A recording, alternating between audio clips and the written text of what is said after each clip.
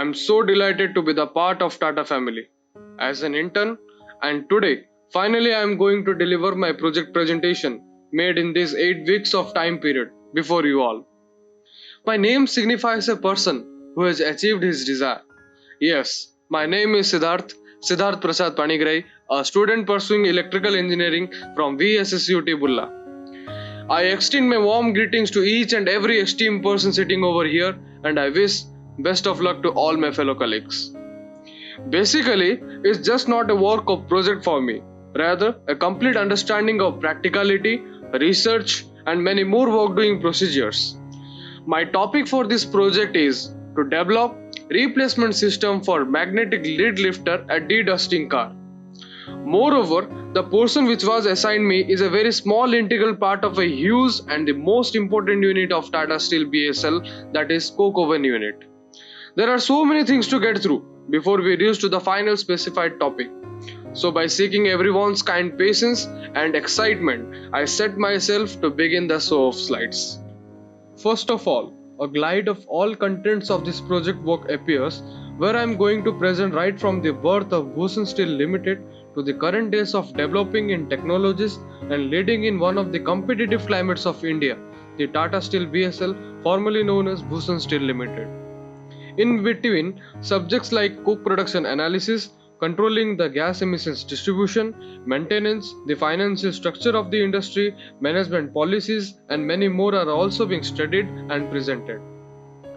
I could have never carried my work in these 2 months to the time I am here, getting this honored opportunity without some of the gentlemen, including Dr. P. Nanda, Professor Head, Training and Placement Department, VSSUT Bulla, Mr. Sushant Kumar Panda, Project Head cum Senior Manager, Coke Oven Unit 1, TSBSL Dhenkanal, Mr. Narendra Varsni, Senior Manager at Capability Development HRD, and Mr. KK Tripathi, Capability Development HRD, for their extreme coordination, guidance, and high inspiration. I also extend my warm greetings to my parents and friends, those who have more or less contributed to the preparation of this project report. Before entering to the unit of assignment, I would like to make a tour of the dynamic history of Tata BSL, which we are currently witnessing through some years and timelines. I was not in this world of stages when the industry was first incorporated with the name Jawahar Metal Industries Private Limited in the year 1983. Later in 1987, Sri Brij Bhushan Shingal and his sons Sanjay and Neeraj took over all the stakes and renamed it as Bhushan Steel and Strips Limited in the year 1992. But the name Bhushan Steel Limited came into the picture in 2007 when the industry successfully completed phase 1 of the Odisha project. In the mid 90s, nearly about 1993, the company came out with the first public issue to finance their forward integration project for the manufacture of 1 lakh tons per annum of continuous annealed or galvanized steel strips. The second phase in Odisha came in the year 2010 with an integrated steel plant producing hot roll coil mill 1.90 metric tons per annum. But the growing stage was not in the destiny of singles. The company in the second decade of 21st century faced the downs of the normal ongoings. The interest were in the pending list before the banks due to fall of steel prices to rupees 22,306. In this difficult situation, a heart-wrenching tragedy occurred in 2013 that took away 3 lives of workers and 29 got injured in the explosion of blast furnace. By 2014, the industry was unable to fight in the economic world, facing losses, debts, bankruptcy, until 2018 when Tata came as the saver and took the Bhushan Steel into its shares. Presently, it is India's fifth largest secondary steel producing company with a capacity of 5.6 metric tons per annum and quoted product facility of 1 metric ton. Ispat Suraksha Puraskar 2018 for the performance year 2016-17, organized by the Joint Committee on Safety, Health and Environment in the Steel Industry, was the remark of an era of many achievements. Moving on to the next slide. As we all know, Tata Steel BSL is an integrated plant having different units of respective importance on which the production and distribution of steel is dependent. The slide shows the list of the units situated within the extremities of the plant. On the top, DRI, the direct reduced iron unit, where the reduction of iron ore takes place to produce iron by reducing gases or elemental carbon. Next comes the sinter plant, where the iron ore assembles with other fine particles at high temperature to create a final product called sinter, and that can be used in the blast furnace. Then the coke oven unit, on which my whole project revolves around. So I will present it with all details in the coming slides. So let's just skip for this moment. The blast furnace, where fuel like coke, ores and flux like limestone are continuously supplied through the top of the furnace, while a hot blast air, sometimes with oxygen enrichment, is blown into the lower section of the furnace through a series of pipes. Next, the steel melting unit, where the steel melting process can be divided into primary and secondary. Primary steel making involves converting liquid iron from a blast furnace and steel scrap into steel, and the secondary steel making involves refining of the crude steel before casting. The lime dolo plant, where the flux for blast furnace is prepared to produce slag or to remove impurities, as lime with high calcium and low silica content is used as a fluxing material. Now, the hot roll slitting unit does the cutting process with circular knives, which is used to split wide coiled sheet metal into narrower widths. The pickling unit. Steel pickling refers to a treatment that is used to remove impurities, rust and scale from the surface of the material. The cold rolling mill is used to pass hot roll coils produced from the hot rolling mill between two rotating rolls and to produce the final products of the desired thickness. Electrolytic cleaning unit. The cleaning process takes place called electrolytic cleaning, and the processing line is the electrolytic cleaning line. An ECL line cleans the stripped surface of oil and dirt by chemical action using an alkaline solution. An annealing furnace works by heating a material above the recrystallization temperature and then cooling the material once it has been held at the desired temperature for a suitable length of time. The Kathabar unit has the coil cooling system in Tata BSL that provides coils from pin rust. The annealed coils are kept in this cool storage system to prevent oxidation. Non-ox galvanizing. Zinc is applied to steel strip by passing it through molten zinc bath so that strip acquires definite properties for formability, paintability, weldability, etc. Color coating line is capable of producing high quality color coated steel sheet with high levels of productivity at a maximum speed of 120 meter per minute. The finishing section of Tata BSL is employed to improve appearance, adhesion or wettability, solderability, corrosion resistance, tarnish resistance, chemical resistance, wear resistance, hardness, modify electrical conductivity, remove burns and other surface flows and control the surface friction. Now, moving on to the main topic of my project through a short overview. First comes the coke oven unit introduction. Then detailed explanation of each subunits through process flowchart, where the subunits of coke oven unit have been described briefly. Next, the slot type ovens, as here in TSBSL Dhenkanal, the slot typed ovens are being used rather than top charging beehive ovens. Then next I will discuss about the coke production analysis and various factors affecting coke quality. Then the gas emission controlling and distribution theories and pollution controlling measures in the plant. After this, the review of current system of dedusting and magnetic lead lifting system have been studied and presented. Then the financial system and expenditures, investments and the maintenance of the whole magnetic unit have been presented. Finally, the need for replacement has been showed through various consideration with some advanced cost-effective management policies, and lastly, the conclusion with the ending of the presentation. Next, I have shown the unit structure diagram of the coke oven unit, where in the picture we can see the pusher side which first stamped the coal and then pushes into the battery. After the conversion of coal to coke, the coke is collected in the guide car at the coke site and it is transferred to the quenching car for cooling purposes through a loco car. After the coke gets cooled, the coke is transferred to the storage system through a conveyor belt, which is in the inclined position. We can see in the picture that is the coke valve. This is the whole unit structure diagram of the coke oven unit. After the unit structure diagram of the coke oven unit, let's move into its introduction. Coke oven unit is one of the core units of any steel plant, where the coal is converted into coke and further the coke is used in the blast furnace as a fuel to produce iron. The coke oven unit consists of some other subunits like coal and coke handling unit, byproducts unit, and the coke oven battery unit itself. In TSBSL, there are two coke oven batteries that play the vital role in the grid production of coke from coal. Firstly, the coal is charged into the oven through the charging car, and there coal is heated up to 250 degrees Celsius.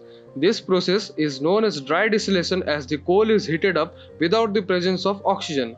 This process takes up to 21 hours to convert 26 tons of coal to 18 tons of coke per oven. After heating of the coal into coke, the coke is then unloaded from the oven by a pusher machine. The pusher machine has a pusher arm that takes the coke to a coke quenching cart. Here the coke is quenched with water. During the distillation process, a large number of raw coke oven gas and smoke is generated, which after purification creates clean coke oven gas and other byproducts such as ammonia, tar, sulfur, naphthalene, and benzol. A dedusting car is used at the top of the ovens to take the polluted coke oven gases through the lid by a magnetic lid lifting system and purify them using combustion to add oxygen to CONO like gases and then sprinkling water on the gas where the dust settles down and the purified air is released into the atmosphere through blower. Then comes the safety precautions to be taken in coke plant. Always wear PP like helmets, safety shoes, goggles, fire retardant clothes, gas detectors and dust masks. Do not go close to the moving vehicles including loco, conveyor, stamping, charging, pushing and other rotating machines. Do not touch any part of the oven and stay away from open ovens. Never cross the stamping, charging, pushing track area. Do not touch any conveyors or any pulley in the conveyor system. Don't go very close to the screening unit or touch any part of the screening unit even it is not working. Always wear mask inside the screen house. Be careful about hanging objects. Don't go very close to the loading dumpers or the dozers. And lastly, after work, wash your hands and face thoroughly with soap. Moving on to the next slide, we have process flow chart. In Tata PSL, generally two process flow chart cycle is followed. One is coke cycle and the other is gas cycle. In the coke cycle, the start point is the subunit where the coal is offloaded from the wagons to the end point where the screening of coke is done for different purposes through crushers, storages and conversion units and the whole transfer process takes place through conveyor belts. Let's have a detailed explanation of each subunits by clicking the respective blocks. First comes the wagon tipplers, which are used to empty the wagons carrying the raw coals. Tippler is driven either by hydraulic drive or by electromechanical drive or hydromechanical drive. There are two types of tipplers are present, the C-type and the O-type. The C-type twin tipplers that open at one side and allow side-arm charger to travel through the tippler and the O-type tipplers are provided with rotatory coupling and it is not necessary to decouple the wagons during the tippling. The next is where coal handling processes are done through stacking and reclaiming the coal stockyard. Coal reclamation is a process in which the coal is converted into the next bunker or the crusher unit through hoppers and conveyors to get the beneficial outputs. During the reclaim operation, a boom conveyor discharges coal on the reversible yard conveyor for feeding coal to bunkers through a combination of conveyors and transfer points. The coal is next moved to the primary crusher subunit through hoppers and conveyors where the coal is crushed to get the desired size to get stored further. The size could be either 50 mm to 100 mm. They are classified as jaw, gyratory, cone crushers based on compression, cutter mill, shear, and the hammer crusher based on impact. Mainly in this plant, the hammer crushers are used both as primary as well as secondary crushers, but the difference is the size of the hammer and the strain of the impact.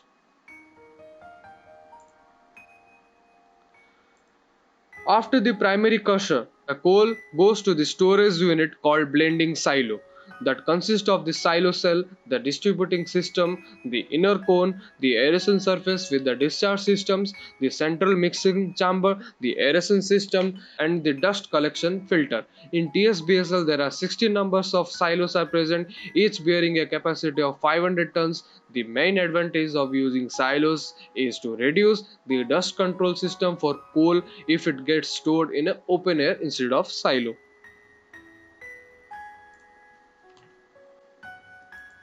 Next comes the secondary crusher. for which Tata VSL has two hammer mills of size 0.3 mm. That is, materials are reduced to a size of 0.3 mm that pass through the openings of the grating or the screen. The size of the product can be regulated by changing the spacing of the grate bars or the opening of the screen. The feature of the hammer crushers is the appearance of the elevated pressure of air in the discharging unit of the crusher and under pressure in the zone around the shaft close to the inside surface of the body side walls. The final storage unit for the coal comes after the secondary coal crusher unit, and it's the coal tower. Each having the capacity of 2754 tons stores the blended and crushed coal till it reaches the coke oven batteries. In general, a coal sample station is also installed in one of the conveyors to collect samples to check the quality of blending. Then comes the subunit which we had already seen its introduction page earlier, and that's the coke oven battery. There is total 2 batteries each having 64 ovens and 4.3 meter in length which are already aware of. But there is something more to discuss over here. The ovens which are used in TSBSL is similar to a cell-like structure where the coal is charged through stamping from the side using charging car. And such ovens are also called as slot type ovens. There are two chambers present in slot type ovens, that are carbonization and ignition chamber. The coal is converted into coke in the former chamber in the absence of air by indirect supply of heat energy from the latter chamber. There is another type of oven is present, that is beehive oven, which is a non-recovery type, but the coal yield is very less impressive as compared to slot type. More about slot type ovens, recovery, non-recovery types are going to come in the upcoming slides. From the coke ovens, as we know, the raw oven gas is either collected by the dedusting car or by the byproducts plant for the extraction of some incoming sources for Tata VSL. By choosing a coke oven battery that will yield good amount of coke and byproducts will give a good benchmark for an effective production and income.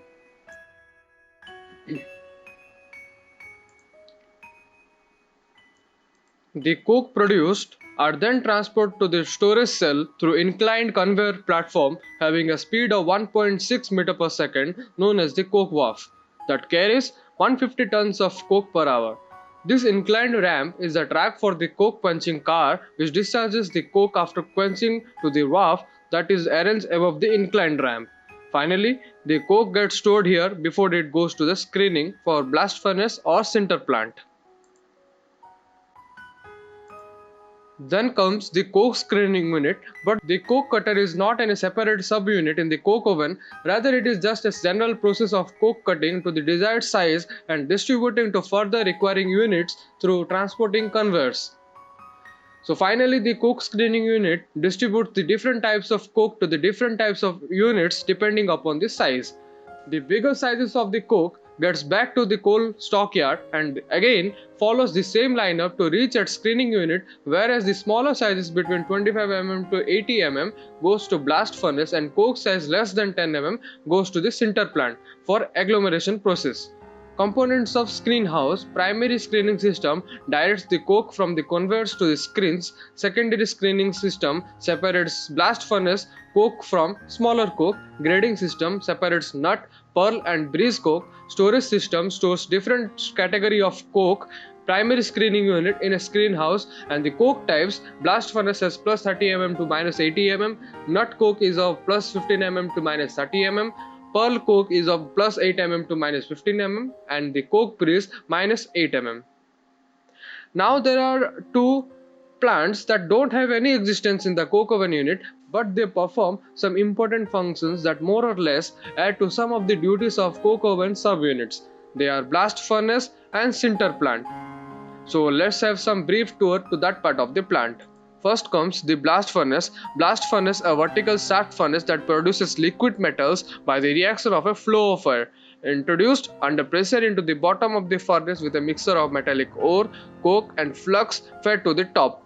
Blast furnaces are used to produce pig iron from iron ore for subsequent processing into plant, and they are also employed in processing lead, copper and other metals. Rapid combustion is maintained by the current air under pressure. The next page shows a zinc lead blast furnace and lead splash condenser and a schematic diagram of modern blast furnace and hot blast stove. Next comes the sinter plant. Sintering is an agglomeration process of fine mineral particles into a porous mass by incipient fusion caused by heat produced by combustion within the mass itself. The process is developed mainly to utilize undersize of lump ore, generally less than 10 mm, called iron ore fines, which otherwise could not be charged directly in blast furnace. This is the whole sinter making process, where we have sinter bed which performs the sintering process, the forced air drought and other hot air to ignition hood. The second cycle is the gas cycle of the process flowchart, the cycle that explains the treatment of the raw oven gas to get some byproducts for the selling and incoming purposes. After the 800 degrees Celsius hot raw coke oven gas is get mixed with ammonium liquor, the temperature of the gas falls to the temperature range of 80 degrees Celsius to 800 degrees Celsius. Then it is collected in the gas liquid separator where the raw coke oven gas flows to primary cooler and the raw coke oven liquid flows to the tar canter. In the primary cooler, the gas gets more cooler to 30 degrees Celsius that makes the tar present in the gas to settles down at the bottom. The remaining tar is then collected in the electrostatic tar precipitator ETP where a negative terminal is supplied with 30 to 35 kV DC current and the positive one is grounded. The settled tar is collected and the remaining gas is then blown by a 900 kilowatt AC motor blower to the further units. The further units consist of desulfurization unit where the sulfur is extracted using a catalyst called PDS that has water to absorb sulfur and its efficiency is 60%. The dilute H2SO4 extraction is used in the next unit where ammonium sulfate is extracted as an additive. The ammonium sulfate is best as a fertilizer, so the plant sells it to get profits. Then comes the benzol or the toluene and benzene mixer recovery plant along with tar and ammonium sulfate is used for selling in the markets. The cost per tons is around Rs 45,000. The gas left is then cooled in the secondary cooler and finally it is released to coke oven battery back for combustion or to any other subunits according to the requirements. Gas holder is present in the whole process that maintains a buffer pressure for the flow of gas efficiently between the byproducts plant. The liquid collected in tar decanter is passed to tar separator to get the tar and remaining liquid is transferred to the biological oxygen demand or the BOD plant treatment through ammonium distillation column. Now coming to the type of oven which is used for many years for the remarkable production of the coke is the slot type oven. It is a long, narrow refractory chamber where the coals are first tamped and charged from each side through removable doors. The two types are recovery type where the raw gas from such slot type ovens which can be further transferred to other plants to extract some byproducts is the recovery type slot ovens. Now comes the non-recovery type where the raw gas that doesn't follow any lineup of byproducts extraction rather goes to the purification chamber before gets directly into atmosphere or back to combustion inside the oven is the non-recovery type slot ovens. The dimensions are 8 meter height and 90 meter, 3 useful oven volume boosting the capacity of a single battery to 1.3 metric ton per year and the production of a single coke plant with some operating steam to 1.6 metric ton per year. It has some advantages plus some disadvantages. The recovery type ovens produce high yield of coke with impressive amounts of byproducts. Two-chamber system carbonization and ignition provide separate and clear independent space for respective functions. Disadvantages include some coal amount is the chamber do not get proper amount of heat that is required for the process. The exhaust system of such ovens increases the monthly maintenance cost too. Next comes the coke production analysis of the current year 2021 till May. Moving on, there are the pie charts depicting the blending qualities and the contents of different elements present in coke and coal. It is an average report taken from the January to May of the current year and at the left there is the coke production procedure which can be recovered for the byproducts extraction. The coal to coke transformation processes are as follows. The heat is transferred from the heated brick walls into the cold charge from about 375 degrees Celsius to 475 degrees Celsius. At 300 degrees Celsius to 1100 degrees Celsius, the coke stabilization phase begins. This is characterized by contraction of coke mass, structural development of coke, and final hydrogen evolution. The incandescent coke mass is pushed from the oven and is wet or dry quenched prior to its shipment to the blast furnace. The coke physical properties. The small picture shows some different zones of blast furnace like granular, cohesive, earth, etc. And the coke physical properties depicts the bulk specific gravity of coke is typical around 0.77. It is highly porous. The most important properties of coke are ash and sulfur content. Other important characteristics are the M10, M25 and M40 test crush indexes, which convey the strength of coke during the transportation into the blast furnaces depending on BF size. The water content in coke is practically zero at the end of the coking process, but coke is often water quenched to reduce its temperature transported inside the blast furnace. The porous structure of coke absorbs some water, usually 3 to 6% of its mass. Coke stability is a property which measures the ability of coke to withstand breakage at room temperature and reflects coke behavior outside the blast furnace and in the upper part of the blast furnace. A related characteristic is the coke strength after reaction CSR index. It represents coke's ability to withstand the conditions inside the blast furnace before turning into fine particles. Now a kind of important topic that every system and its modules are modified accordingly, that is the factors affecting coke and its technological interventions. What should be the technical changes that can create an improvement scenario? That is the selective crushing index of coal, stamp charging of coal, partial briquetting of coal charge, preheating of coal charging, solvent refining of coal, quality and control blending of coal. These are some of the points which can really improve the technical changes. Next, coming to the gas emissions controlling and distribution processes. The raw coke oven gas gets treated in the byproducts plant as well as in the dedusting car to remove some components that can cause serious effects to the environment. Benzopyrene is the most carcinogenic compound, and the bar graph here shows the nanogram per meter cube of it in the ambient air in the respective years. Through technologies and adaptations to modern solutions, fortunately the recording is decreasing. The areas of the coke oven from where the density of pollution is quite high is drawn in a schematic way.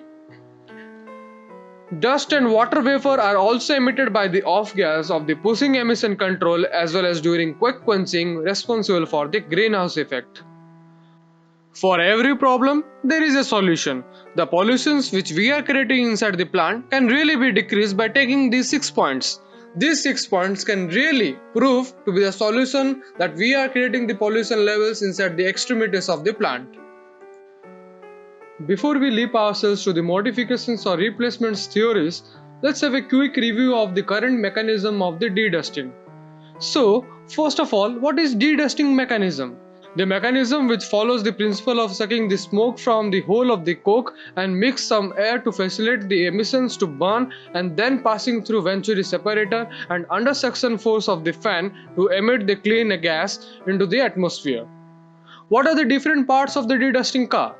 The main platform has mechanical part, electrical control room and hydraulics room, combustion chamber, venturi, expansion pipe, water gas separator, fan, dedusting branch pipe, main pipe and door head fume control device. There are driver cabin, travel mechanism, guide device, lid opening device, etc. below the main platform. Next, describe briefly about the conversion of impure gas to a clean atmospheric exhaustion. The door head emission will be collected by door tub fume hood and follow into the main pipe under the suction force of the auxiliary fan, and by same procedure of top emission, the fume from door head will be burnt and washed, then emitted into atmosphere. Then we move on to the main modules with their specification. These are the technical performances of different modules. First comes the travel mechanism, then the guide sleeve and the lid opening device. There are the description of the specifications. Combustion chamber, dedusting device, water system. hydraulic station system and the other equipments, where we have the power supply of 414 volt, machine total power is 400 kilowatt, machine total weight is 86 tons. Next we move to the slide which will show us that what happens in dedusting car, the whole flow chart. First of all, the raw coke oven gas is collected by lifting the lid at top by the electromagnets, and then the raw gas is transferred to the combustion chamber. Here the raw gas containing the single oxygen molecule in the compounds like CuNO is converted to CO2 NO2 by supplying sufficient amount of air. The gas having temperature 700 to 800 degrees Celsius is then gets sprayed by the water in the venturi duct. The spray from the upside settles down the dust and other heavy compound at the bottom of the duct, and the rest gas is then flowed to cyclone separator, still carrying some slurry in it. The cyclone separator uses the technique of rotational effects and gravity that separate the mixes of solids and fluids.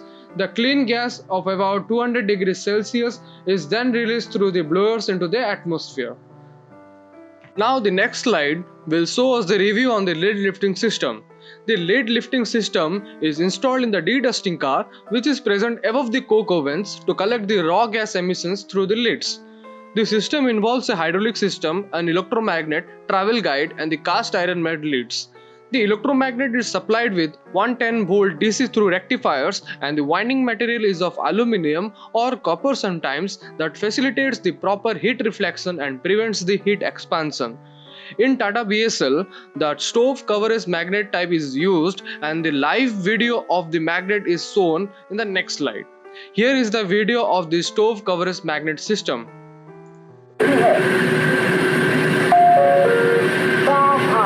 गाड़ी आ रही है, सावधान, गाड़ी आ रही है, सावधान, गाड़ी आ रही है, सावधान, गाड़ी आ रही है, सावधान, गाड़ी आ... Next, we move to the magnet description page. Here, the magnetic schematic diagram of the magnetic is shown. The diagram shows the upper part of the lid and the opener in the coke oven unit. There are some technical specifications and application details of the magnet. The current magnet has a diameter of 362 mm, magnet rating is 750 watt, operating voltage is 110 volt DC, duty cycle 50% 10 minutes, coil material is anodized aluminum or copper, weight 90 kg plus or minus 10% error, lifting force 200 Newton, max torque at D300 air gap is 3.3 kN meter at 350 degrees Celsius, and the magnet rating is 750 watt. The application details: weight of charging lid to be lifted is 50 kg. The surface temperature of the lid while lifting is of 350 degrees Celsius to 400 degrees Celsius, but the normal surface temperature of the lid is 115 degrees Celsius to 120 degrees Celsius. The ambient temperature is of 60 degrees Celsius. Now coming back to the page, next we move to the page which will show us the reason why to replace the current magnetic lid lifting system. Problem 1. The electromagnets which are used to lift the lids loses its magnetic properties due to frequent exposure to the enormous amount of heat from the ovens and temperature from the gas emissions. Every 2 to 3 months, the magnetic system is repaired or replaced. That increases the monthly expenditure of the unit. Problem 2. The winding inside the electromagnets get burnt from the fumes of huge heat, as the terminals of the winding is outside the seal, that causes a breakdown of the right electric flow, leads to the failure of the required magnetism. The burning also causes the damage of some of the parts inside the mechanism. Now here comes the maintenance of the unit, from where we will understand the regular inspections and the need of magnet modifications or replacements. The maintenance checkup order is shown, which is followed to achieve the proper maintenance status, faults, repairing units and the working standard service. Next, we move to see the regular scan, which are done before any start for the dynamic production. The lubricating device are scanned recurringly to fill oil to the reducer. The maintenance schedule is accorded to organize the machine and to do the maintenance work. The drive room, machine room, stairs and the platform of the car is cleaned frequently. The main parts is under regular observation and the replacement is done in every 2 to 3 years. If there is maintenance, there must be expenditures. So the next slide will show us the current expenditures for every 3 months for the maintenance of the magnetic system. Here we can see that the rewinding cost per magnet is 1,30,000.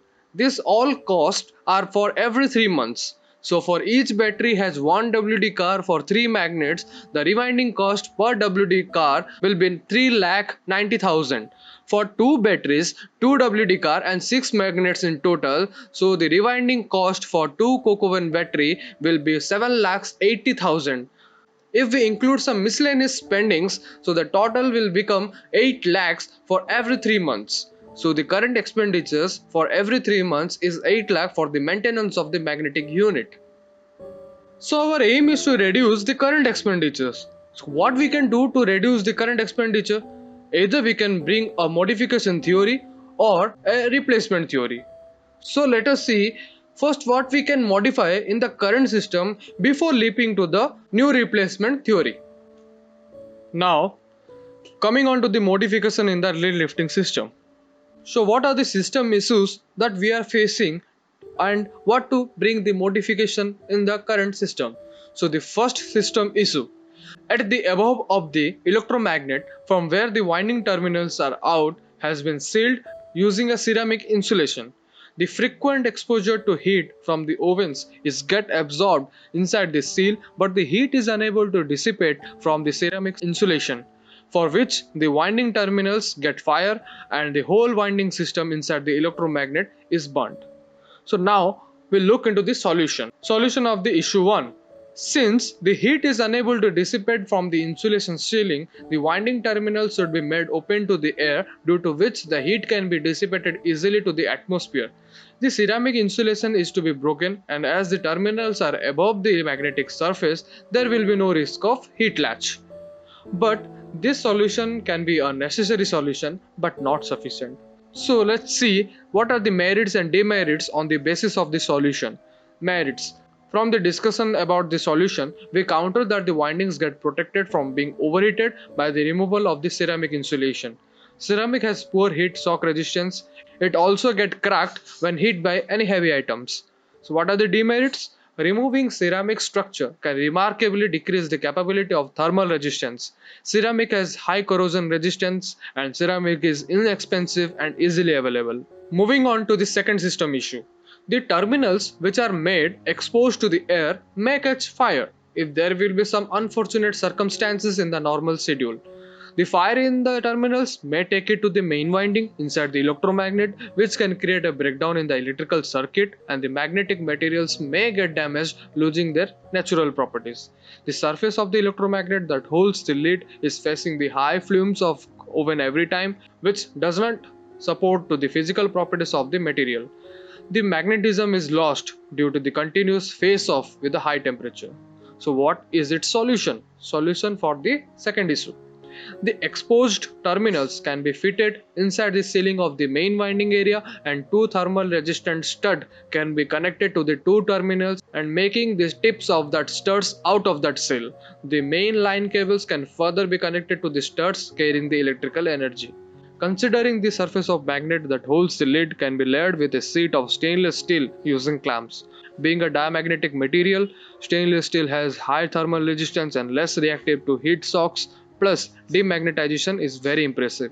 The air gap can be kept minimum so not to lose the magnetic hold of the main surface. This solution can be the sufficient modification, but there are some other issues also. So before that, let's see its merits and demerits on the basis of the solution. Merits. The stud inserted can withstand high amount of heat, protecting the mechanism from burning out. The mainline cables are protected. The stainless steel plate can provide seal to the magnetic surface so that repairing period can be extended. What are the demerits? There will be high investment to bring such modifications. The stud may increase the surface area above magnetic surface, creating hassle for mainline cables. The steel plate under magnetic surface may decrease the strength to hold the lid. The space for copper or aluminum strips in main winding get congested. Increasing space may increase for investments. So looking into the demerits of the sufficient modification, we can say another system issue. So the system issue 3 can be the insulating material inside the magnet doesn't get enough space if the terminals and the winding both get inserted in the same space. The sufficient amount of insulation is not provided. So what will be its solution?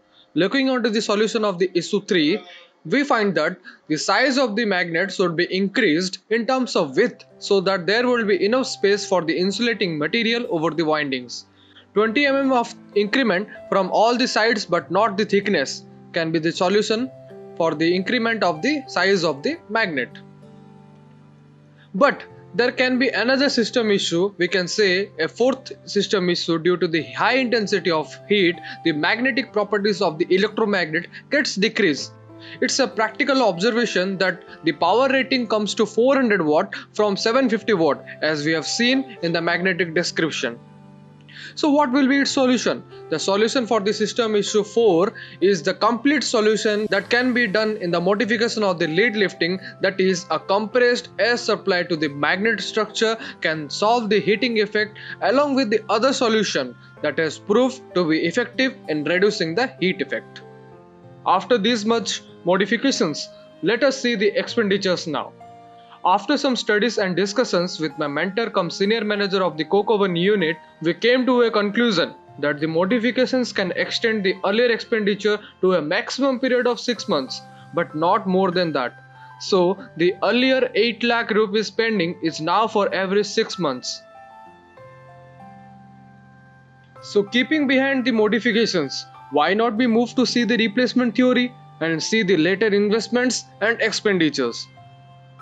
The background video shows us the current magnetic system, how the magnet is lifting the lead of the coke ovens.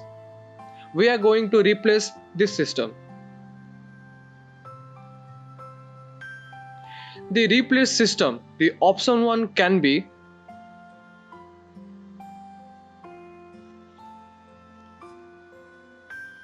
in this way. At the place of magnet, two fork-like structures can be kept so to hold the lid of the oven.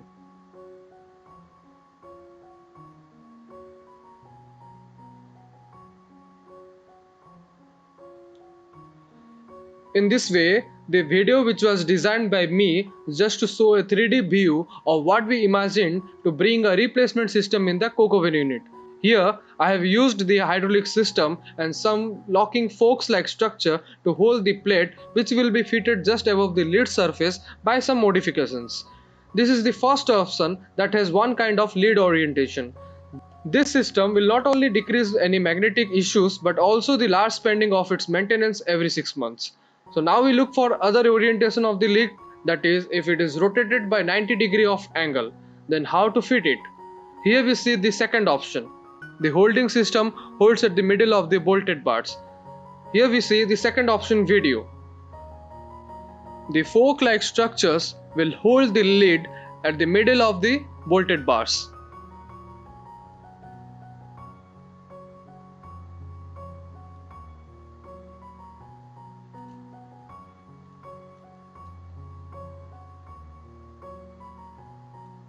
In this way, the lid can be lifted in any orientation just by replacing the magnets and using the hydraulic systems.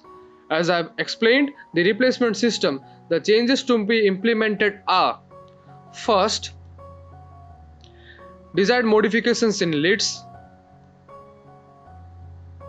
placing a new hydraulic system, replacing magnets with new holding system, inserting a rotating device or hydraulic system.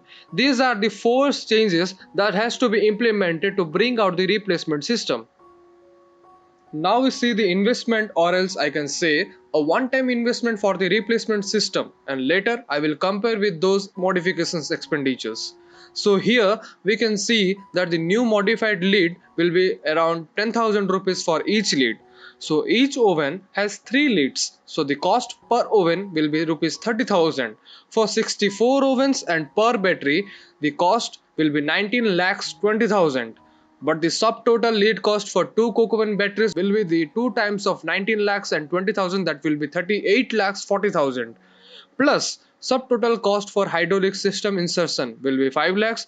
So the total amount will be approximately 45 lakhs including all miscellaneous spendings.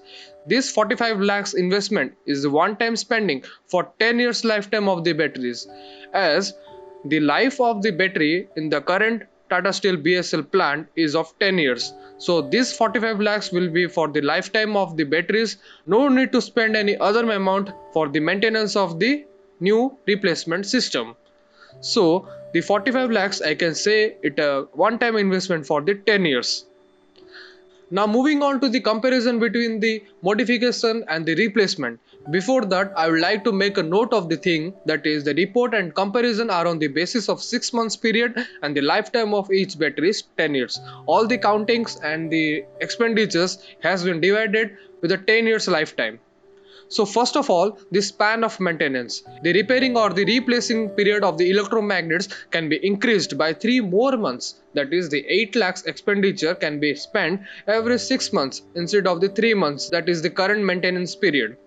In case of replacement, there is less chance of repairing or replacement of systems in hydraulic system by replacing the electromagnets completely at a single throw. Coming to the expenditure part. In modification, the per month expenditure is 1.35 lakhs to 1.50 lakhs for the two coke oven batteries. So for 6 months, the maintenance cost for the magnets will be around 8 lakhs. The per month expenditure in case of replacement is rupees 35,000 to 40,000 for the two coke oven batteries. So for 6 months, including all miscellaneous charge, cost for maintenance will be around rupees 3 lakhs. Coming to the investment part. In case of modification, to set up the new modification technology, the one time investment is very low, but the repairing and the maintenance cost is very high with time to time. But in case of replacement, to set up the new replacement technology, the one time investment is quite high, but the repairing and maintenance cost is very low. So keeping all this in view, the money reports and the productivity statistics, I can depict a final decision, that is, replacing the whole magnetic system with holding or hydraulic system will be effective in terms of cost, safety, working standards and maintenance expenditures. Now I can declare the final decision according to my view, and that is to have the replacement system for the better balance. But having a break and thinking of the solution is just enough to achieve the balance. I think there is a proper need of some advanced cost-effective management policies that can literally create a huge difference in the production and distribution in a very positive way. I have shortlisted the topmost 10 such policies that has the trademark for the betterment. Now the first and foremost priority has the safety. Safety should be the first and foremost consideration before any industry leap to consider the cost-effective management policies and technologies. The safety for the employees of all departments, workers in manufacturing and production, the dealers and suppliers, the non-staffs doing the sanitation and cleanliness of the workspace, and all other living in that ecosystem should have basic and maximum priorities for health insurances and the shield of commitment assurances for themselves and their families living behind. This can be achieved by maintaining the checklist for all the job cycles and making everyone aware of the necessities regarding the fatality risk and how to avoid minimum unsafe act. The management should always inspect and conduct surveys for many MOCs. MOCs means management of change, and do all required steps to fulfill for everyone. Process safety and risk management, road safety awareness, contractor safety awareness are some of the examples to be conducted in the system. Next comes the negotiating with suppliers. Negotiating skills of a manufacturing company must be cutting edge to gain the advantage of pitching the right demands for a lower cost and acquiring the best materials for your factory. Researching and learning the current demand rates, the prices per material, and the other expenses such as freight cost, transportation cost, and more must be carefully decided to make sure you are shaking hands on the most advantageous deals. The tone of talking, the members who inherit the best bargaining skills and brilliant tactics applied to different suppliers must be carefully planned and launched to diminish the prime cost of materials. You must negotiate with multiple authentic suppliers to gain better chances of agreeing to terms. The next comes the gain control of the inventory and purchases. Using some digital systems to control the inventories in the warehouse and the purchases in real time are of utmost importance. The efficiency of knowing the shelf life of owned products and being alerted when the raw material stocks are declining is too crucial to many manufacturing firms. The warehouse space allocated for inventory must also be managed the same way to make sure that all the customers get quality products on demand at the right time. Next comes the review and redesign products and processes. Studying the products and revamping the compositions, mixes, and the processing involved structures of the products are very important. This is a very strategic but challenging way to reduce your material costs. It is important to search for ways to use fewer materials to produce the units without having a detrimental effect on the outcome. The fifth number consists of the packaging cost. Disregarded by many manufacturing firms, the packaging sector can be mitigated to reduce manufacturing costs. Removing excess packaging materials will bring down costs since the trending packaging methods are mostly minimalistic and eco-friendly. This is an excellent opportunity for manufacturing firms to find cost efficient packaging that will deliver their products safely and freshly for their customers. Next comes the optimizing labor performances. Advancing the skills and expertise the factory employs through the right training courses, inspiration and skilled trainers is a great sign of big boost in productivity. Unskilled workers make expensive errors and might harm the customer relationships that your company works hard to build. Therefore, if you pay more for a trained employee, you are cutting down many other costs in the long run. Next comes the adopting technological tools. Another way to reduce labor cost is by providing the unskilled labor with lower wages technologically advanced tools. The production lines will be mitigated through streamlining productivity to reach higher rates. To gain the advantage of reducing cost, the managers must make sure the worker retain when they are facilitating with technologies and are happy with their salaries and working conditions. The workers can use various SAS to complete tasks in various points of the conveyor belt, starting from raw materials, assembling to packaging, finishing goods. The eighth number has the rent mitigation. It is essential to realize that the rent paid for the premises must be carefully controlled and reviewed to make sure that we are in the right place for an affordable price. This cost is a major expense to any manufacturing firm. Nonetheless, the regular reviewing of the rent expenses can help us understand whether to afford multiple sites or whether replacing the factories on better sites can facilitate the industry's operations. The budget for maintenance is the next slide. By proactively examining the current conditions of in-house machinery, the factory owners can learn how they can lean on their machine performances without any hesitation.